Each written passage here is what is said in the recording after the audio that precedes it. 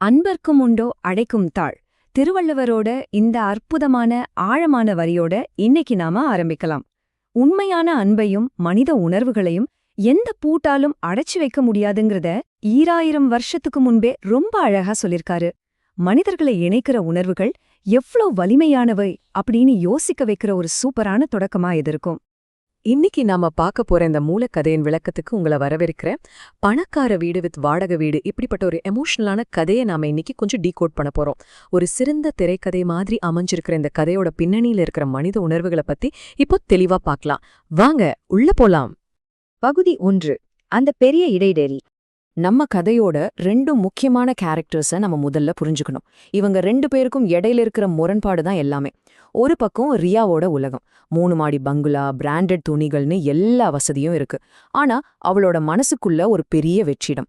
இன்னொரு பக்கம் சேதுவோட உலகம், மழை வந்தாலே ஒழுடுற பழைய வாடகை வீடு, சாதாரண சட்டை. ஆனா வாழ்க்கையில சாதிக்கணுங்கிற ஒரு தெளிவான லட்சியம் அவன்கிட்ட இருக்கு.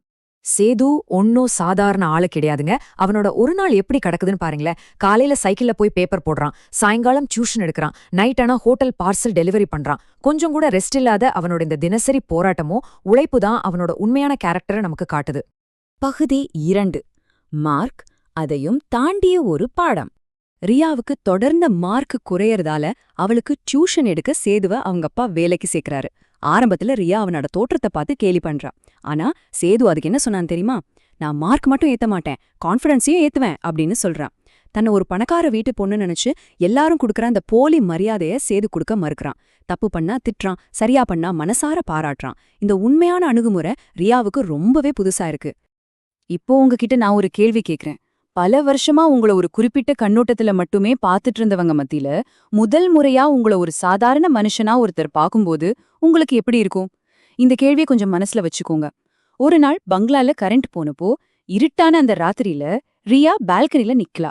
வெளிய மழை பெஞ்சிட்டு இருக்கு. அப்போ ஒரு தெருவிளக்கு வெளிச்சத்துல சேது ஒரு ஏழை பையனுக்கு இலவசமா பாடம் சொல்லி கொடுக்கறத அவ பாக்குறா. அந்த ஏழை பையன் ரொம்ப தயக்கத்தோட ஃபீஸ் கொடுக்க முடியலன்னா அப்படின்னு சொல்றான். அதுக்கு சேது சொல்ற பதில் இருக்கு பாருங்க. நீ படிச்சு பெரியவனாகு, அதுவே எனக்கு ஃபீஸ். பால்கனியிலிருந்து இதை கேட்கிற ரியாவோட உலகமே அப்படியே உடைஞ்சு சிதறுது. என்ன யாருமே இவ்ளோ சாதாரணமா பார்த்ததே இல்லையே அப்படின்னு அவ முதமுறையா ஃபீல் பண்றா. அவளோட உண்மையான மாற்றம் இங்கிருந்து தான் ஆரம்பிக்குது. பகுதி 3. பணத்தை விட மரியாதை பெருசு. இப்போ அவங்க 2 பேருக்கும் நடுவுல மெல்ல ஒரு காதல் மலருது. அப்போ ரியா ரொம்ப தயக்கமா கேக்குறா, நம்ம 2 பேருக்கும் நடுவுல இருக்கிற இந்த அந்தஸ்து ஒரு பிரச்சனையா வருமா அப்படின்னு.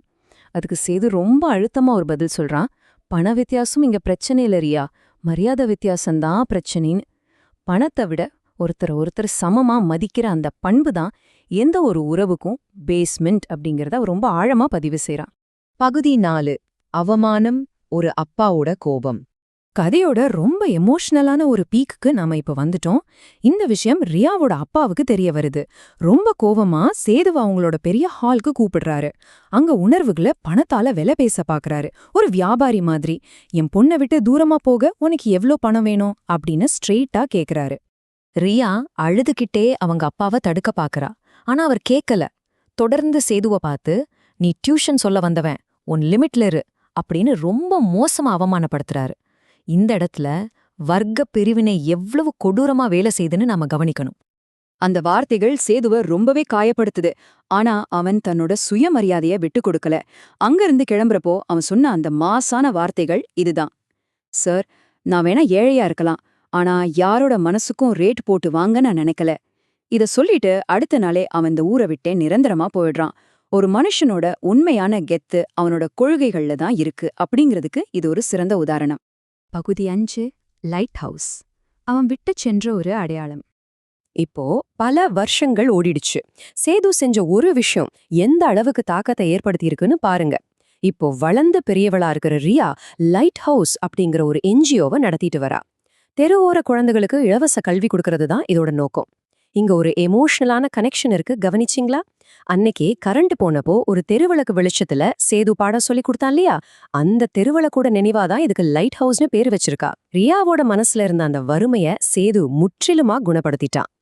இப்படி போயிட்டு இருக்கிறப்போ ஒரு நாள் அந்த என்ஜிஓ ஆபீஸ்க்கு ஒரு சர்ப்ரைஸ் இமெயில் வருது.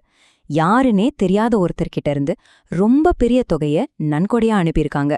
அனுப்புனவரோட பேரை பார்த்ததும் ரியா அப்படியே கண்ணீரோட உறைஞ்சு போறா. அதுல டியூஷன் மாஸ்டர் அப்படின்னு இருந்துச்சு.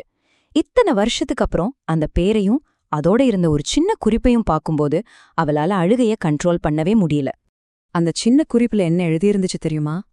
அன்னைக்கு ஒரு பணக்கார பொண்ணு என்ன மனுஷனா மதிச்சா, இன்னைக்கு அந்த நினைவுக்காக சில குழந்தைகள் படிக்கட்டும். எவ்ளோ பெரிய வார்த்தைங்க இது! இத்தனை வருஷங்கள் கடந்தும் அவங்க 2 பேருக்கும் நடுல இருந்த அந்த பரஸ்பர மரியாதை துளி கூட குறையாம எப்படி நிலைச்சு நிக்குதுன்னு பாத்தீங்களா? ரியா அந்த இமெயில பார்த்து அழும்போது நமக்கும் அந்த எமோஷன் அப்படியே கடத்தப்படுது. கடைசியா உங்கள ரொம்ப ஆழமா யோசிக்க வைக்கிற ஒரு கேள்வியோட நான் இதை நிறைவு செய்றேன். சில உறவுகள் நம்மளோட சேர்வதற்காக மட்டும் வராம நம்மள முழுமையா மாற்றுவதற்காகவே வருது அப்படின்னா, உங்களோட உறவுகள் உங்களுக்கு பின்னாடி விட்டுட்டு போற அடையாளம் என்ன? பணத்தை விட மனிதமும் மரியாதையும் தான் ரொம்ப முக்கியம் அப்படிங்கறத இந்த கதை கண்டிப்பா உங்களுக்கு உணர்த்தி இருக்கும்னு நம்புறேன். இந்த கேள்வியை கொஞ்சம் உங்களுக்குள்ளேயே கேட்டு பாருங்க. மீண்டும் ஒரு சுவாரஸ்யமான தலைப்போட உங்களை சந்திக்கிறேன்.